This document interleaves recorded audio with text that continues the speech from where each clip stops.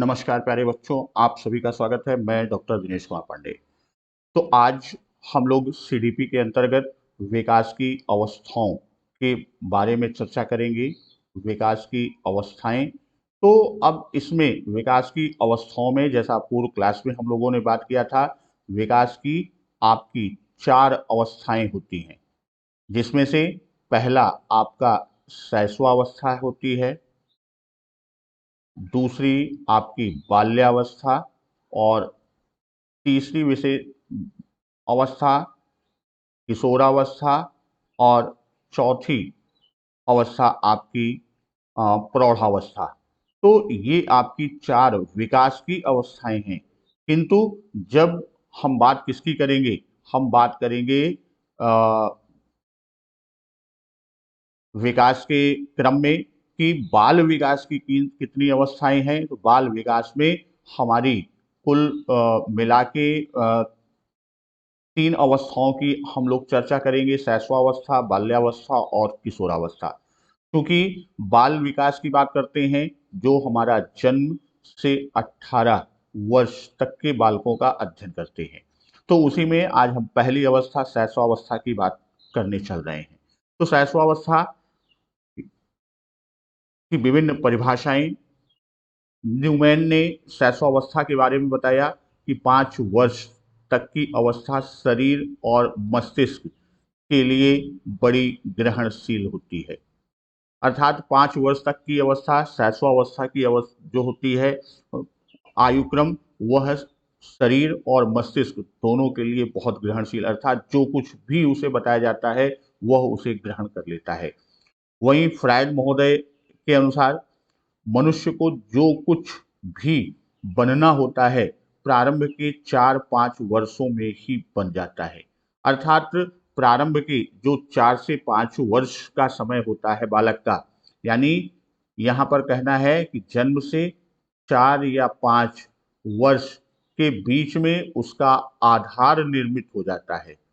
उसके जीवन का पूरा आधार, किसका आधार है ये, उसके जीवन का आधार का निर्माण हो जाता है। वहीं एडलर महोदय के अनुसार शैशवावस्था द्वारा जीवन का पूरा क्रम निश्चित होता है। इन्होंने भी वही कहा कि शैशवावस्था एक ऐसी नींव मजबूत कर देता है, नींव प्रदान करता है जिस पर कि पूरा जीवन का निर्माण होता है। क्रो ने कहा कि 20वीं शताब्दी को बालक की शताब्दी कहा जाता है। 20वीं शताब्दी को, क्योंकि 20वीं शताब्दी में बालकों के ऊपर, बाल विकास पर बहुत अध्ययन किया गया, इसीलिए 20वीं शताब्दी को बालक की शताब्दी कहा गया। अब हरलॉक की परिभाषा हम देखते हैं कि हरलॉक के अनुसार यह जन्म से लेकर 2 सप्ताह तक चलती है। अर्थात जो हमारा शैशवावस्था है, शिशुकाल है, वह जन्म से 2 वर्ष तक चलती है, और 2 सप्ताह बाद बालपन आरंभ होता है जो 2 वर्षों तक चलता है। 2 वर्ष बाद प्रारंभिक बाल्यावस्था आती है और यह 6 वर्षों की आयु तक रहती है। अब हरलॉक के, जब हम बात करते हैं कि हरलॉक ने जो शैशवावस्था की परिभाषा दिया, तो यानी सामान्य रूप में ये आपका सामान्यतः शैशवावस्था का आयुक्रम कहा गया, जन्म से 6 वर्ष। तो अब इसको हरलॉक महोदय ने 3 खंडों में बांटा, जैसा अभी परिभाषा में दिखा कि जन्म से 2 सप्ताह तक शैशवावस्था, या इसी को हम कहते हैं शिशुकाल या इन्फेंट पीरियड, और फिर 2 सप्ताह से 2 वर्ष की अवस्था तक बेबीहुड या बालपन होता है, और 2 वर्ष से 6 वर्ष की आयु पूर्व बाल्यावस्था होती है, अर्ली चाइल्डहुड होती है। तो इस पर आपका 2016 में प्रश्न सीटेट और या यूपीटेट में आ चुका है कि शैशवावस्था का वास्तविक आयु क्रम, शैशवावस्था का, तो इस परिभाषा के अकॉर्डिंग ये हमारा जो समय जन्म से 2 सप्ताह और फिर 2 सप्ताह से 2 वर्ष, तो इसको उन्होंने कहा कि यह जन्म से 2 वर्ष की अवस्था तक चलता है। अब शैशवावस्था की विशेषता के पहले एक बिंदु की और हम चर्चा कर लेते हैं कि हमारा इन्फेंसी, शैशवावस्था का जब हम अंग्रेजी रूपांतरण करते हैं तो उसको हम कहते हैं इन्फेंसी। तो जब इन्फेंसी की बात हम करते हैं तो इसका आशय कि यह इन और फैरी दो शब्दों से मिला है। इन्फेंसी पीरियड की बात करते हैं और शिशु के लिए हम क्या करते हैं, शिशु के लिए हम इन्फेंट शब्द का प्रयोग करते हैं। तो ये दो शब्दों इन और फैरी से मिलकर बना है और इनका अर्थ होता है कि बोलने में अयोग्य। इसका जो अर्थ है कि बोलने में अयोग्य। और भाषाविद या भाषा मनोवैज्ञानिकों ने ये बताया कि बालक 3 वर्ष की आयु तक बोलने में अक्षम होता है। 3 वर्ष की आयु तक क्या होता है, वह अक्षम होता है। अर्थात किसमें अक्षम होता है, वह बोलने में अक्षम होता है। तो भाषा विकास के क्रम में अगर आपका प्रश्न आता है कि भाषा विकास की दृष्टि से शैशवावस्था की आयु, तो वहां पर जन्म से 3 वर्ष का विकल्प आपका उत्तर होगा। अब हम बात करते हैं शैशवावस्था की विशेषताओं की। तो शैशवावस्था की विशेषताएं, सबसे पहला कि शारीरिक विकास में तीव्रता होती है, अर्थात बालक की शारीरिक विकास की लंबाई और भार दोनों में तीव्र गति से वृद्धि होती है, या यूं कह दें कि तीव्र गति से विकास होता है। तो यहाँ पर जब आप शैशवावस्था के अन्य विशेषताओं की चर्चा करेंगे, जैसे अपरिपक्वता, इमेच्योरिटी है, तो इमेच्योर बच्चा जन्म से क्या होता है, वह बिल्कुल इमेच्योर होता है, अपरिपक्व होता है, और वह इसीलिए दूसरों पर वह आश्रित होता है। एक विशेषता उसकी है डिपेंडेंसी, यानी पर निर्भरता। तो यहाँ जब हम पर निर्भरता की बात करते हैं तो यहाँ बच्चा जन्म के उपरांत कुछ समय तक बिल्कुल असहाय स्थिति में होता है। वह भोजन या अन्य शारीरिक आवश्यकता, ये जो पर निर्भरता है, वह चाहे भोजन ग्रहण की बात हो या अन्य शारीरिक आवश्यकता की बात हो, इनके लिए वह क्या होता है, इनके लिए वह माँ और परिवार के अन्य सदस्यों पर क्या होता है, डिपेंड होता है, आश्रित होता है। तो विशेष रूप से वह माता पर आश्रित होता है और शिशु परिवार के अन्य सदस्यों पर आगे चलकर आश्रित बनता है। फिर अगली विशेषता, जो सबसे महत्वपूर्ण विशेषता है, इस पर बहुत प्रश्न आ चुका है, मूल प्रवृत्त्यात्मक व्यवहार। कहने का आशय कि शैशवावस्था में बालक का व्यवहार, शैशवावस्था में बालक का व्यवहार कैसा होगा, बालक का व्यवहार आपका मूल प्रवृत्त्यात्मक होगा। बालक का व्यवहार कैसा होगा, मूल प्रवृत्त्यात्मक होगा। और वो कैसा व्यवहार करता है, तो भूख लगने पर रोना, क्रोधित होना, फेंकना या मुंह में डालना, ये सारी चीजें उसके क्या कहती हैं, उसके मूल प्रवृत्त्यात्मक व्यवहार की ओर इंगित करती हैं। और जब हम मूल प्रवृत्तियों पर आधारित व्यवहार की बात करते हैं, इंस्टिंक्टिव बिहेवियर की बात करते हैं, तो शिशु क्रोध में आने पर हाथ पैर को फेंकता है और अपने पास की वस्तुओं को फेंक कर अपना क्रोध व्यक्त करता है। तो यहाँ मूल प्रवृत्ति का आशय ये है कि बच्चे का व्यवहार मूल प्रवृत्त्यात्मक होता है। यहाँ पर जन्म के एक प्रश्न और आपका बनता है, जन्म के समय बच्चे में कोई संवेग नहीं होता, बच्चे में कोई संवेग नहीं होता। तो यह ये भी आपका बहुत महत्वपूर्ण है। और होता क्या है, उसमें सिर्फ उत्तेजना होती है। सिर्फ क्या होती है, बच्चे में सिर्फ उत्तेजना पाई जाती है या होती है। फिर अगली विशेषता, मानसिक क्रियाओं में तीव्रता। तो मानसिक क्रियाएं उसकी तीव्र होती हैं, उसके ध्यान, स्मृति, संवेदना, प्रत्यक्षीकरण आदि में तीव्रता से वृद्धि होती है। तो यहाँ हम बात करते हैं किसकी, जब इस तरह की तीव्रता की कि व्यक्ति के कुल मानसिक विकास का लगभग आधा भाग 3 से 4 वर्ष की आयु तक पूर्ण हो जाता है। मानसिक विकास की तीव्रता में हम ये भी जानते हैं कि जितना कुल विकास व्यक्ति का मानसिक विकास होता है, उसका आधा भाग लगभग 3-4 वर्ष की आयु तक पूर्ण हो जाता है। फिर अगली विशेषता की बात करते हैं। अब यहाँ पर अगली विशेषता हमारी क्या है? कल्पनाशीलता। जब हम कल्पनाशीलता, बच्चा बिल्कुल कल्पनाशील होता है, उसमें कल्पना की बहुलता पाई जाती है और उसके कल्पना के क्रम में हम ये कह सकते हैं कि वह प्रारंभ में तो कल्पना में ही विचरण करता है। कल्पना के अंतर्गत ही वह समस्त चीजों की बात करता है। यानी उसके मस्तिष्क में कभी कभी आप देखिए, आप देखते हैं कि बच्चा क्या होता है, वह सोते समय भी मुस्कुराता है, अजीब सी मुख मुद्रा बनाता है, तो वह क्या दिखाता है? वह उसकी कल्पनाशीलता को व्यक्त करता है।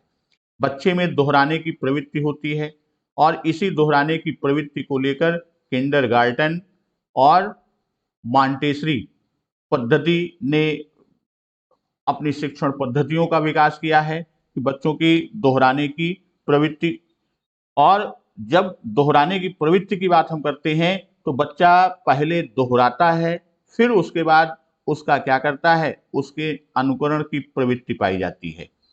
तो यहाँ पर इस शिशु प्रारंभ में शिशु क्या करता है, शब्दों, वाक्यों या क्रियाओं को बार बार दोहराता है और इस दोहराने में उसे एक प्रकार का आनंद मिलता है।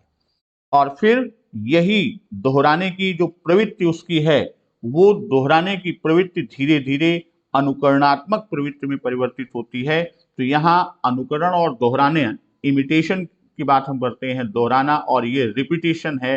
तो अनुकरण की प्रवृत्ति जब आप देखेंगे तो यह 3 वर्ष के आगे चलकर यह अनुकरणात्मक प्रवृत्ति होती है। तो अनुकरण में वो करता क्या है, दोहराने में एज इट इज दोहराता है, अनुकरण में उनकी विधि, उन शब्दों को लेता है लेकिन व्यक्त अपने तरीके से करता है। फिर आपका अगली विशेषता है प्रत्यक्षात्मक अनुभव द्वारा सीखना। तो प्रत्यक्षात्मक अनुभव का आशय यह है कि बच्चे के सामने जब प्रत्यक्षीकरण होता है तो उसके आधार पर उसकी सीखने की क्रिया तीव्र हो जाती है और जल्दी सीख जाता है। संवेगों का प्रदर्शन, अभी हमने बताया कि यहाँ पर कि जन्म के समय शिशु में उत्तेजना के अतिरिक्त कोई संवेग नहीं होता। यहाँ संवेगों के प्रदर्शन में हम कहें कि जन्म के समय उत्तेजना के अतिरिक्त कोई संवेग नहीं होता। उत्तेजना के अतिरिक्त कोई संवेग नहीं होता।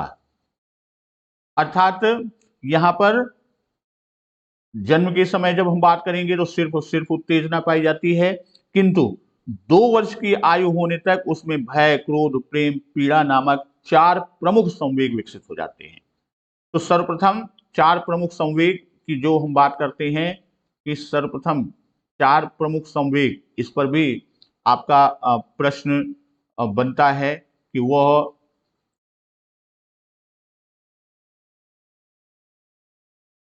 किन रूपों में, जो 4 प्रमुख संवेग की बात हम करते हैं, भय, क्रोध, प्रेम, पीड़ा। क्या है?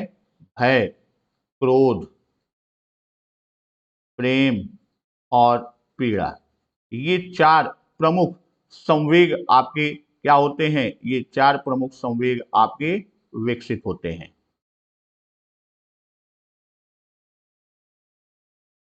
फिर अगला है आत्म प्रेम की भावना। ये भी आत्म प्रेम कहें या इसी को स्वप्रेम की भावना भी कहते हैं। आत्म प्रेम या स्वप्रेम की भावना। तो यहाँ जब बच्चे में स्वप्रेम की बात होती है तो यहाँ चार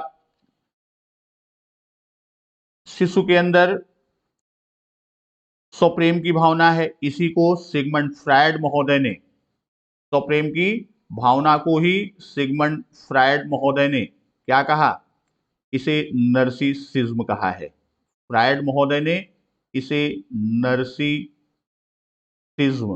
कहा है। तो एक प्रश्न आपका यही आता है कि नर्सिसिज्म ना किसे कहा, और यह अत्यंत प्रबल होता है।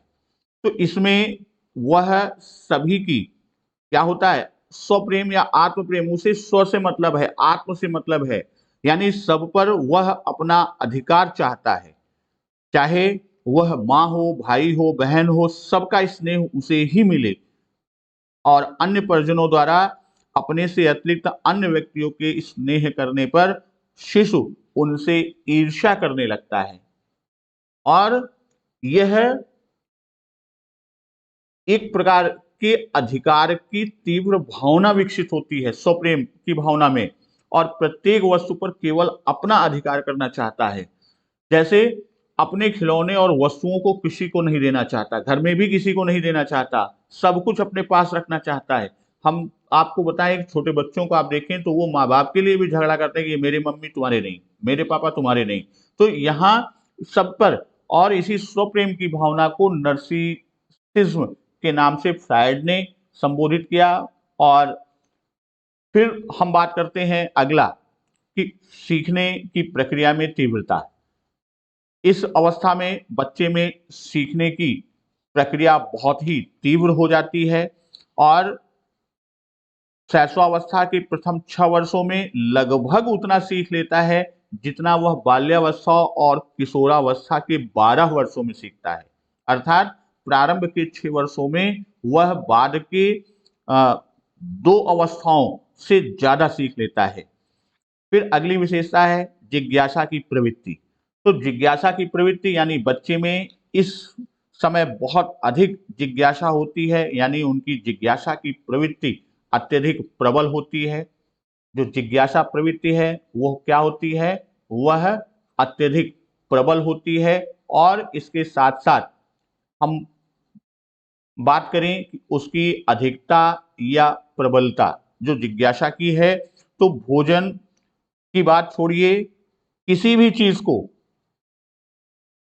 वह पाता है तो उसे पलट कर, उलट कर, तोड़ कर, मरोड़ कर, यानी वह उसे जानने की कोशिश करता है कि उसमें है क्या। जैसे छोटा शिशु क्या करता है, खिलौने या अन्य वस्तुओं को फेंक देता है, उसके भागों को तोड़कर अलग कर देता है, अन्य किसी ढंग से अपनी जिज्ञासा को शांत करता है। तो यहाँ बड़ों को चाहिए कि उसकी जिज्ञासा को उचित रूप से संतृप्त करे या संतुष्ट करे। काम प्रवृत्ति की बात हम करते हैं, तो शैशवावस्था में जो काम प्रवृत्ति है वह मातृ प्रेम और पितृ प्रेम अर्थात ऑडिपस और इलेक्ट्रा कॉम्प्लेक्स के रूप में ये एक ग्रंथि, मातृ प्रेम और पितृ प्रेम क्या है, यह एक ग्रंथि है। और इस ग्रंथि का विकास यहाँ पर होता है कि लड़कों को मातृ प्रेम और लड़कियों को पितृ प्रेम, लड़कों का मातृ प्रेम ऑडिपस और लड़कियों का पितृ प्रेम इलेक्ट्रा।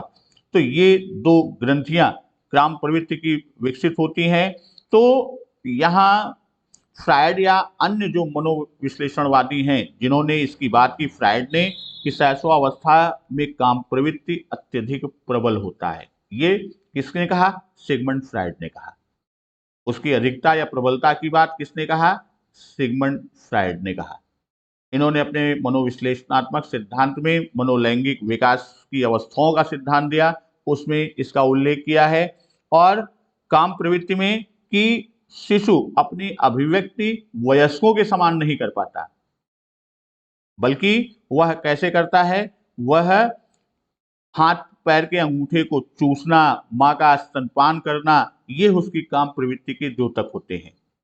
फिर अगली विशेषता है आपका नैतिक भावना का अभाव। इस समय बच्चे में नैतिक भावना का अभाव होता है। क्यों, क्योंकि उसमें उत्तेजना, खाली भय और प्रेम के अलावा और कुछ नहीं होता। फिर अब हम अगले टॉपिक के क्रम में चल रहे हैं, शैशवावस्था में शिक्षा की प्रकृति या स्वरूप कैसा होना चाहिए। तो शैशवावस्था की प्रकृति के बारे में वैलेंटाइन महोदय ने कहा कि यह सीखने का आदर्श काल होता है। अब इसकी प्रमुख प्रमुख शैक्षिक प्रकृति के बारे में, पहला कि बच्चों के लिए उचित वातावरण भौतिक और सामाजिक दोनों रूपों में इसे उपलब्ध कराना चाहिए। बच्चों का पालन पोषण शारीरिक या स्वास्थ्य के विकास के साथ साथ हमें अन्य पक्ष पर भी ध्यान, और शारीरिक स्वास्थ्य को पालन पोषण में विशेष रूप से इसलिए महत्व दिया जाता है क्योंकि शारीरिक स्वास्थ्य या विकास अन्य पक्षों के लिए आधार का काम करता है। पालन पोषण को अंग्रेजी शब्द हमारा नर्चर, तो यहाँ नर्चर अपने आप में ये कई चीजों को व्यक्त करता है। जैसे एन है आपका नेचर, नेचर का अर्थ है यहाँ किसका है, चाइल्ड नेचर। हम चाइल्ड नेचर को जिस तरह से यूटिलाइज करेंगे, उसका यूटिलाइजेशन करेंगे, उसी के आधार पर बच्चे का क्या आएगा, बच्चे का रिस्पॉन्स आएगा। और उसके रिस्पॉन्स में जो विभिन्न थ्रेट्स मिलते हैं, उन थ्रेट्स के हम किस तरह से रिमूव करते हैं, उसके आधार पर बच्चा अपवर्ड या डाउनवर्ड की बात होगा। और इन सारी परिस्थितियों के आधार पर जब नई परिस्थिति आती है तो उसी के आधार पर बच्चा क्या करता है, रिकॉल करता है, और ये सारी चीजें मिलकर बच्चे के लिए एक एनवायरनमेंट तैयार करती हैं। बच्चे के साथ स्नेहपूर्ण व्यवहार करना चाहिए, अर्थात उसकी भावनाओं को, उसकी जिज्ञासाओं का हमें दमन नहीं करना चाहिए। ये भी विशेष रूप से। फिर अगली विशेषता की बात करते हैं, जिज्ञासा की संतुष्टि। जैसे वहां बताया कि इसकी जिज्ञासा क्या होती है, अत्यधिक प्रबल होती है, और उस जिज्ञासा के क्रम में ये ध्यान रखना है कि उसकी जिज्ञासा की संतुष्टि उचित रूप में करना चाहिए। अगर आप नहीं करेंगे तो वह कहीं और से अपनी जिज्ञासा को शांत करेगा और गलत तरीके से शांत करेगा। मानसिक क्रियाओं के अवसर, उसे पर्याप्त अवसर दिया जाए, उसे आत्म प्रदर्शन के अवसर दिया जाए, वार्तालाप के अवसर दिया जाए। तो यह चीजें तीनों अगर हम बात करें तो ये कह सकते हैं कि हम कह सकते हैं कि उसे पर्याप्त अवसर दीजिए। लर्निंग बाय डूइंग, जब वह स्वयं करके सीखना, इसे हम क्या कहें कि करके सीखने, तो करके सीखना का जब उसे हम स्वयं करने का अवसर देंगे, स्वयं बात करने का अवसर देंगे, अपनी बातों को व्यक्त करने, आत्म यानी आत्म प्रदर्शन, वो जो दिखाना चाहता है उसको करने का अवसर देंगे, तो उसमें जबरदस्त विकास होगा। सामाजिक भावना का विकास प्रारंभ में नहीं होता, लेकिन उत्तर काल में यानी अवस्था समाप्ति की ओर जब पहुंचते हैं तो वहां तक आते आते बच्चे में सामाजिकता का पुट आ जाता है। रूसो ने कहा, बालक के हाथ, पैर और नेत्र उसके प्रारंभिक शिक्षक हैं, और इन्हीं के द्वारा ही वह 5 वर्षों में पहचान करना, सोच सकना और याद कर सकने की प्रक्रिया को करता है। और ये चीजें लर्निंग बाय डूइंग, जैसे अभी हमने ऊपर कहा लर्निंग बाय डूइंग के लिए कि बालक के हाथ पैर, यानी वो हाथ पैर चलाएगा, देखेगा, तो इसी चीज को किंडरगार्टन अर्थात पद्धति में फ्रॉबेल ने और मॉन्टेसरी पद्धति में मारिया मॉन्टेसरी ने भी उपयोग किया है। आत्म प्रदर्शन के अवसर उसे मिलना चाहिए, सेल्फ डिमॉन्स्ट्रेशन का वैयक्तिक विभेदों पर हमको ध्यान रखना चाहिए, और करके सीखने की महत्ता, इंडिविजुअल डिफरेंस के साथ साथ हमको करके सीखने की महत्ता, इसके संबंध में कि शिशु स्वयं द्वारा की गई क्रियाओं के आधार पर अधिकांश तथ्यों को सीखता है। जैसे हम आप जैसे अभी भाषा में जब हम लोग बात करेंगे तो ये होगा कि रीडिंग से तो हम याद करते हैं, लेकिन रीडिंग के साथ जब तक हम राइटिंग नहीं करते तब तक हमारा वो स्थिर नहीं होता, अस्थाई नहीं होता। क्यों? क्योंकि जब हम लिख लेते हैं तो हमारे द्वारा स्वयं की गई क्रियाओं के आधार पर अधिकांश तथ्य बिल्कुल हमारे मस्तिष्क पर अमिट हो जाते हैं। वही चीज बच्चे के लिए कि शिशु स्वयं द्वारा जब क्रियाओं को करता है उसके आधार पर अधिकांश तथ्यों को सीखता है। तो दोस्तों, बच्चों, आज हम लोगों ने शैशवावस्था की विशेषता और शिक्षा के स्वरूप के खंड को देखा, और कल हम लोग चर्चा करेंगे किस पर, कल हम लोग दूसरी अवस्था बाल्यावस्था की चर्चा करेंगे। धन्यवाद। वंदे मातरम।